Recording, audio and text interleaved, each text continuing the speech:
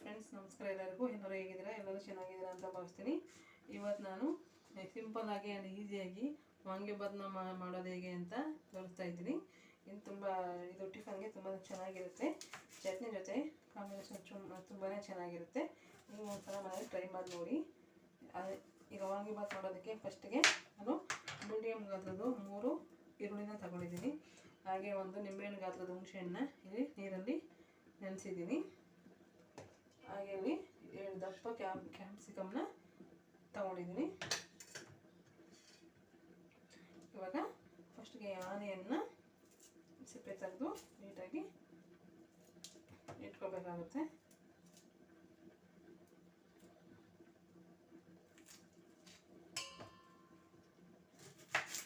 ತುಂಬ ಈಸಿಯಾಗಿ ಮಾಡ್ಕೋಬೋದು. ಹಾಗೆಯಿಂದ ತುಂಬ ಬೇಗನೆ ಮಾಡ್ಕೋಬೋದು. ಒಂದು ಕಡೆ ಸ್ಟವಲ್ಲಿ ಅನ್ನ ಮಾಡೋಕ್ಕೆ ಇಟ್ಬಿಟ್ಟು ಇನ್ನೊಂದು ಕಡೆ ನಾವೀಗ ವಾಂಗಿಬಾತ್ ಗೊಜ್ಜನ್ನ ನಾವು ರೆಡಿ ಮಾಡ್ಕೋಬೋದು. ಈಗ ಅನ್ನಕ್ಕೆ ಇಟ್ಟಿದ್ದೀನಿ, ಆ ಕಡೆ ಒಂದು ಕಡೆ ಅನ್ನ ಮಾಡೋಕ್ಕೆ ಇಟ್ಟಿದ್ದೀನಿ. ನಮ್ಮಲ್ಲಿ ಅನ್ನನ ಕುಕ್ಕರಲ್ಲಿ ಮಾಡಿದ್ರೆ ಯಾರು ತಿನ್ನೋದಿಲ್ಲ. ನಾವು ಪಾತ್ರೆಯಲ್ಲಿ ಅನ್ನನ ಬೇಯಿಸ್ಕೋಬೇಕು. ಅದಕ್ಕೆ ಆ ಕಡೆ ಅನ್ನೇ ಬೇಯಕ್ಕೆ ಇಟ್ಬಿಟ್ಟು ಈ ಕಡೆ ವಾಂಗಿಬಾತ್ ಗೊಜ್ಜು ಮಾಡೋದಕ್ಕೆ ರೆಡಿ ಮಾಡ್ಕೊತಾ ಇದ್ದೀನಿ. ಆನಿಯನ್ ಸಿಪ್ಪೆನ ತೆಗೆದು ನೀಟಾಗಿ ಇದನ್ನು ಕಟ್ ಮಾಡ್ಕೋಬೇಕಾಗುತ್ತೆ. ಆನಿಯನ್ ಸಿಪ್ಪೆ ಎಲ್ಲ ತೆಗೆದು ನೀಟಾಗಿ ಇಟ್ಕೊಂಡಿದ್ದೀನಿ. ಇದನ್ನ ಉದ್ದುದಕ್ಕೆ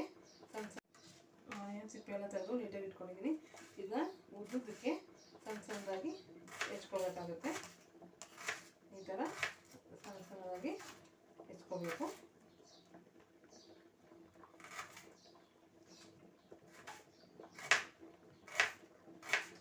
ವಾಂಗಿಬಾತ್ 2 ಥರ ಮಾಡ್ತಾರೆ.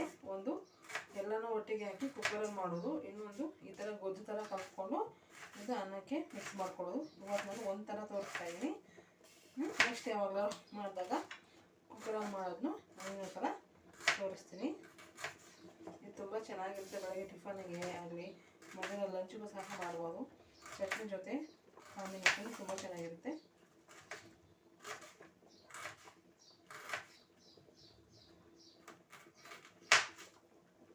ಈ ಥರ ಉದ್ದಕ್ಕೆ ಇದನ್ನು ಸಣ್ಣಕ್ಕೆ ಹೆಚ್ಕೋಬೇಕು.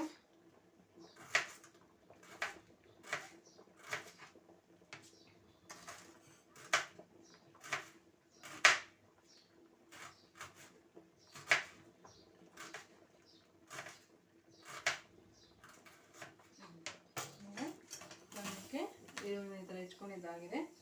ಈಗ ಇದನ್ನ ಒಂದು ಪ್ಲೇಟಿಗೆ ಹಾಕ್ಕೊಳ್ತೀನಿ. ಅದೇ ಥರ ಕ್ಯಾಪ್ಸಿಕಮ್ಮನ್ನು ಸಹ ಸಣ್ಣಕ್ಕೆ ಹೆಚ್ಕೋಬೇಕಾಗುತ್ತೆ. ಇದು ಬದನೆಕಾಯಿ ಬರ್ತಲ್ಲ, ಗ್ರೀನ್ ಕಲರ್ ಬದನೆಕಾಯಿ, ಆ ಬದನೆಕಾಯಿನ ಹಾಕಿ ಸಹ ಮಾಡ್ಕೋಬೋದು. ಅಥವಾ ಕ್ಯಾಪ್ಸಿಕಮ್ಮು ಬದನೆಕಾಯಿ ಎರಡನ್ನೂ ಮಿಕ್ಸ್ ಮಾಡಿ ಸಹ ಮಾಡ್ಕೋಬೋದು. ಬದನೆಕಾಯಿ ಸಿಗೋದಿಲ್ಲ ನಮ್ಮ ಕಡೆ, ಅದರಿಂದ ನಾನು ಇವತ್ತು ಕ್ಯಾಪ್ಸಿಕಮ್ನ ಯೂಸ್ ಮಾಡಿ ಮಾಡ್ಕೊಳ್ತಾ ಇದ್ದೀನಿ.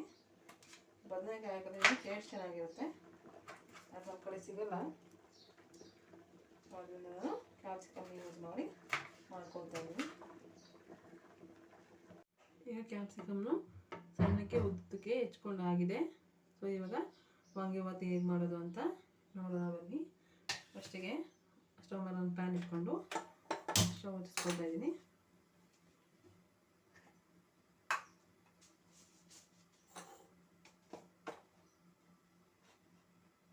ಪ್ಯಾನ್ ಬಿಸಿ ಹಾಕಿದೆ. ಇವಾಗ ಇದಕ್ಕೆ ಎಣ್ಣೆನ ಹಾಕ್ಕೊಳ್ತಾ ಇದ್ದೀನಿ. ಇದಕ್ಕೆ ಸ್ವಲ್ಪ ಎಣ್ಣೆ ಜಾಸ್ತಿ ಬೇಕಾಗುತ್ತೆ, ಯಾಕಂದರೆ ಕ್ಯಾಪ್ಸಿಕಮ್ಮು ಎಣ್ಣೆನಲ್ಲೇ ಫ್ರೈ ಆಗಬೇಕಾಗುತ್ತೆ. ಅದರಿಂದ ಆಯಿಲ್ ಸ್ವಲ್ಪ ಜಾಸ್ತಿನೇ ಯೂಸ್ ಮಾಡ್ತಾ ಇದ್ದೀನಿ.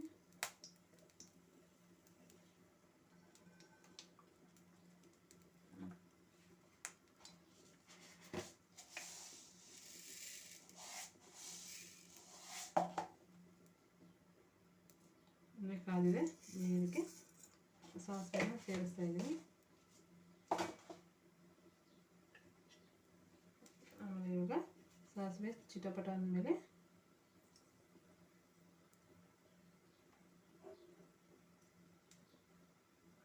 ಸಾಸಿವೆ ಸಿಡಿತಾ ಇದೆ. ಇವಾಗ ಇದಕ್ಕೆ ಆನಿಯನ್ ಮತ್ತು ಕರಿಬೇವಿನ ಸೊಪ್ಪನ್ನು ಸೇರಿಸ್ಕೊಳ್ತಾ ಇದ್ದೀನಿ.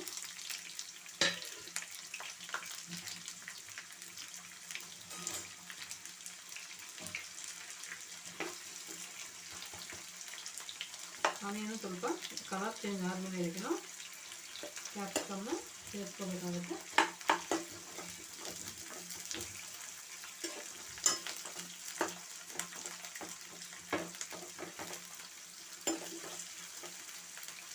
ಇವಾಗ ಇದಕ್ಕೆ 3 ಕೆಂಪು ಮೆಣಸಿನಕಾಯಿ ತೊಗೊಂಡಿದ್ದೀನಿ. ಇದನ್ನು ಕೈಯಲ್ಲಿ ಹಿಂಗೆ ಮುರಿದು ಸೇರಿಸ್ಕೊಳ್ತಾ ಇದ್ದೀನಿ. ಸೇರಿಸ್ಕೊಂಡಿದ್ದೀನಿ. ಚೆನ್ನಾಗಿ ಇದು ಆನಿಯನು ಕಲರ್ ಚೇಂಜ್ ಆಗೋವರೆಗೂ ಇದನ್ನು ನಾವು ಫ್ರೈ ಮಾಡ್ಕೋಬೇಕಾಗುತ್ತೆ.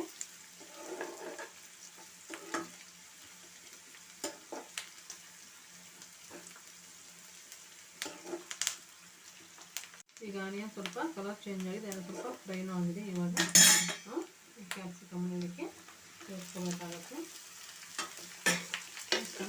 ಚೆನ್ನಾಗಿ ಇದನ್ನ ಒಂದ್ಸಲ ಮಿಕ್ಸ್ ಮಾಡ್ಕೋಬೇಕು.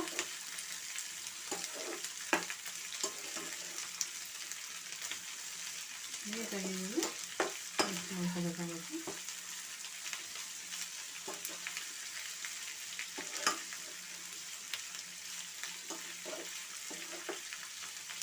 ಇದು ಆಯಿಲಲ್ಲೇ ಫ್ರೈ ಆಗಬೇಕು.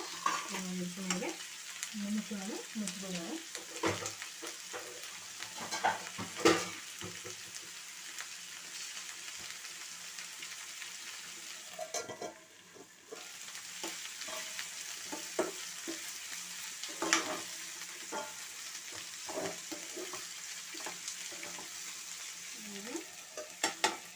ಒಂದು 5 ನಿಮಿಷ ಮುಚ್ಚಿಬಿಡೋಣ.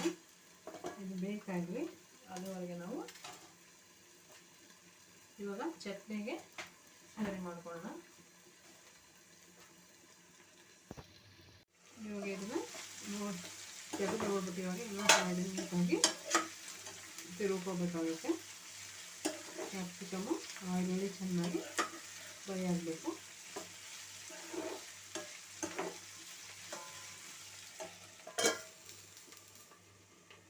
ಈಗ ಈ ಕ್ಯಾಪ್ಸಿಕಮ್ಮು ಫ್ರೈ ಆಗಿದೆ. ಇವಾಗ ಇದಕ್ಕೆ ನಾವು ಮೊದಲೇ ನೆನೆ ಹಾಕಿಟ್ಟಿದ್ವಲ್ಲ ಹುಣಸೆಹಣ್ಣು, ಅದನ್ನೆಲ್ಲ ಕಿವುಚಿ ತೆಗೆದು ರಸನ ಇವಾಗ ಇದಕ್ಕೆ ಸೇರಿಸ್ಕೊಳ್ತಾ ಇದ್ದೀನಿ.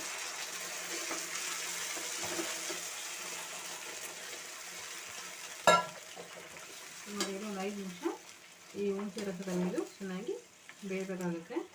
ಇವಾಗ ಇದಕ್ಕೆ ಒಂದು ತಟ್ಟೆನ ಮುಚ್ಚಿಬಿಡೋಣ. ಇದು ಹುಣಸೆ ರಸದಲ್ಲಿ ಬೇಯ್ತಾ ಇದೆ. ಈ ಟೈಮಲ್ಲಿ ನಾವು ಇದಕ್ಕೆ ಸ್ವಲ್ಪ ಅರಿಶಿನ ಪುಡಿನ ಒಂದು ಅರ್ಧ ಸ್ಪೂನಷ್ಟು ಅರಿಶಿನ ಪುಡಿನ ಇದಕ್ಕೆ ನಾನು ಮಿಕ್ಸ್ ಮಾಡ್ಕೊಳ್ತಾ ಇದ್ದೀನಿ. ಇದಕ್ಕೆ ಸ್ವಲ್ಪ ರೆಡ್ ಚಿಲ್ಲಿ ಪೌಡರ್, ಚಿಕನ್ ಪುಡಿನ ಸ್ವಲ್ಪ ಇದಕ್ಕೆ ಸೇರಿಸೋಣ.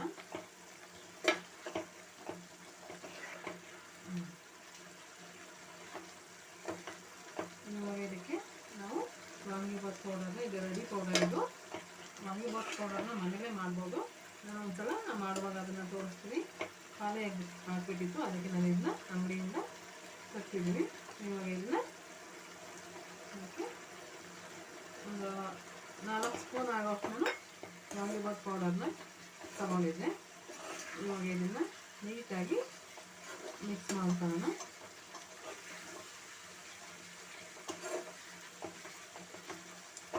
ಮಿಕ್ಸ್ ಮಾಡಿದ್ಮೇಲೆ ಈಗ ಇದಕ್ಕೆ ರುಚಿಗೆ ತಕ್ಕಷ್ಟು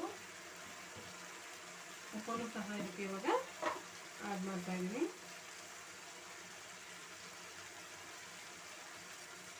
ಆಮೇಲೆ ಅನ್ನ ಕಲಸುವಾಗ ಬೇಕಾದರೆ ನಾವು ಇನ್ನೊಂದು ಸ್ವಲ್ಪ ಉಪ್ಪನ್ನು ಸೇರಿಸ್ಕೊಳ್ಬೋದು. ನಾನು ಅನ್ನಕ್ಕೆ ಉಪ್ಪು ಹಾಕಿಲ್ಲ, ಹಾಗೆ ಬೇಯಿಸ್ತಾ ಇದ್ದೀನಿ ಅಕ್ಕಿನ. ಒಬ್ಬೊಬ್ಬರು ಅನ್ನ ಬೇಯಿಸುವಾಗಲೇ ಸ್ವಲ್ಪ ಉಪ್ಪು ಹಾಕ್ಬಿಡ್ತಾರೆ. ನಾನು ಆ ಥರ ಎಲ್ಲ ಹಾಕೋದಿಲ್ಲ. ಈಗ ಮಿಕ್ಸನ್ನ ಕಲಸುವಾಗ, ಗೊಜ್ಜನ್ನ ಕಲಸುವಾಗ ನಮಗೆ ಎಷ್ಟು ಬೇಕೋ ಅಷ್ಟು ಉಪ್ಪನ್ನು ನಾನು ಮತ್ತೆ ಸೇರಿಸ್ಕೊಳ್ತೀನಿ.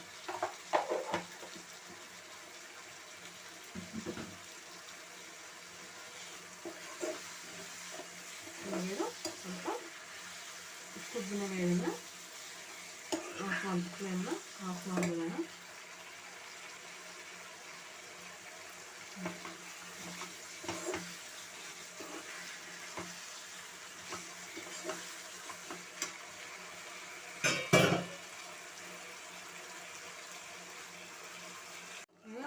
ಮತ್ತು ಗೊಜ್ಜು ರೆಡಿಯಾಗಿದೆ ಫ್ರೆಂಡ್ಸ್. ಇದನ್ನು ಇವಾಗ ಅನ್ನ ಆಗೋವರೆಗೆ ಮುಚ್ಚಿ ಇಟ್ಬಿಡೋಣ.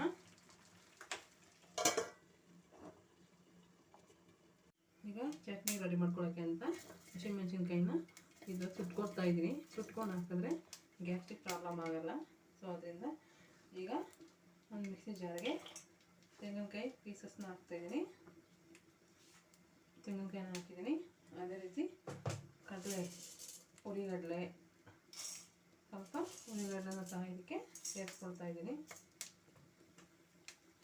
ಹಾಗೆ ಸ್ವಲ್ಪ ಬಿಡಿಸಿಟ್ಕೊಂಡಿದ್ನಲ್ಲ ಕೊತ್ತಂಬರಿ ಸೊಪ್ಪನ್ನು ಸಹ ಇವಾಗ ಇದಕ್ಕೆ ನಾನು ಸೇರಿಸ್ಕೊಳ್ತಾ ಇದ್ದೀನಿ. ಬಿಡಿಸಿ ತೊಳೆದು ಇಟ್ಕೊಂಡಿದ್ದೆ ಕೊತ್ತಂಬರಿ ಸೊಪ್ಪು. ಹಾಗೆ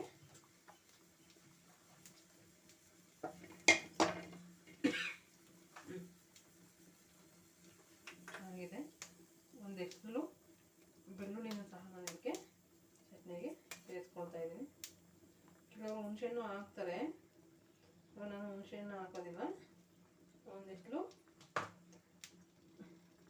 ಬೆಳ್ಳುಳ್ಳಿನ ಇದಕ್ಕೆ ಹಾಕಿದ್ದೀನಿ. ಅದೇ ರೀತಿ ಸ್ವಲ್ಪ ಶುಂಠಿನ ಕಟ್ ಮಾಡಿ ಸಿಪ್ಪೆ ಎಲ್ಲ ತೆಗೆದು ಇಷ್ಟು ಶುಂಠಿನ ಸಹ ಇದಕ್ಕೆ ಸೇರಿಸ್ಕೊಳ್ತಾ ಇದ್ದೀನಿ. ಇವಾಗ ಫ್ರೈ ಮಾಡಿದ್ನಲ್ಲ ಮೆಣಸಿನ್ಕಾಯಿ, ಅದನ್ನು ಸಹ ಇವಾಗ ಇದಕ್ಕೆ ಸೇರಿಸ್ಕೊಳ್ತಾ ಇದ್ದೀನಿ.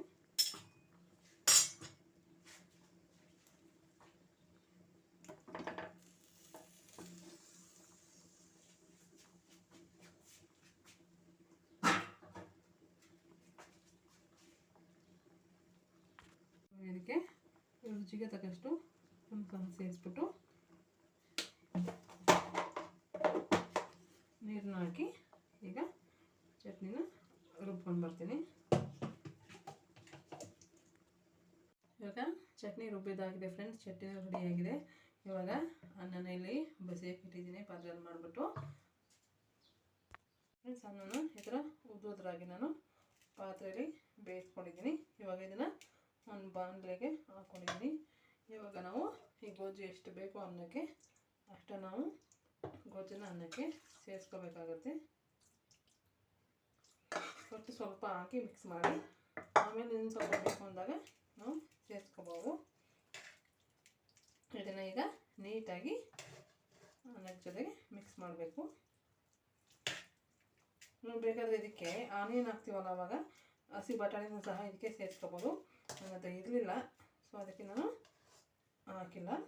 ಬೇಕಾದರೆ ನೀವು ಸೇರಿಸ್ಕೋಬೋದು. ತುಂಬ ಚೆನ್ನಾಗಿರುತ್ತೆ ಇದು. ಬೆಳಗ್ಗೆ ಟಿಫನ್ಗೆ ಮತ್ತು ಮಧ್ಯಾಹ್ನ ಲಂಚ್ಗೂ ಸಹ ಬಾಕ್ಸ್ಗೆ ತಗೊಳ್ಳೋಕೆ ತುಂಬ ಚೆನ್ನಾಗಿರುತ್ತೆ.